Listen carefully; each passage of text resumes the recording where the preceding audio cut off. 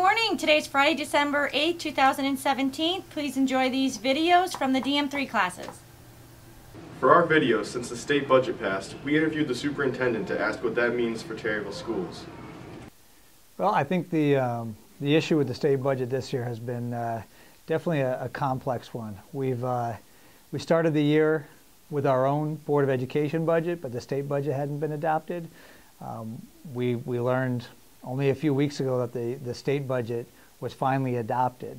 But along the way, we actually had to reduce costs from our budget by eliminating staff, reducing programs in order to make sure our budget would actually stay balanced. So my opinion right now of the budget is not a good one.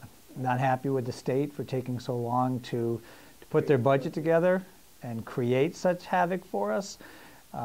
At the same time, just a week ago, we found out from the state that they were reducing funding to a number of towns in the state, including Plymouth, by another decrease. So we got a surprise of another $800,000 cut to Plymouth just a week and a half ago. So now we're trying to figure out the best way to deal with that. So I've been working with the board chair and the mayor to figure that out. So it's not been a very pleasant year, and we're trying to offer everything we can to our students, and yet the state budget has been very, very challenging.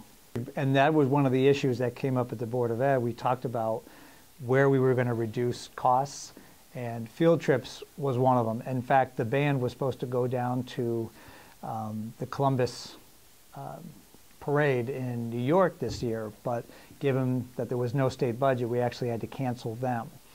But since the state budget was adopted, the board agreed that we should continue with the rest of our field trips. So we do have a few school to career field trips that are planned. Those will be going forward. So those trips that were planned as part of the budget will continue. You won't be able to just say, hey, let's do this trip, and it should be paid for by Board of Education, because there's no additional funding for any additional trips. But there was a couple of school to career trips that are back on the table since the state budget was adopted.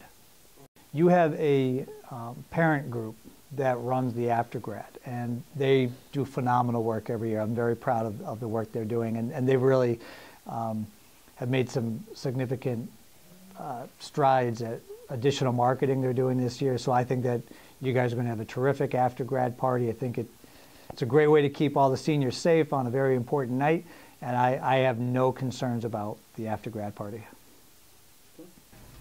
We want to make a satirical video about staying healthy.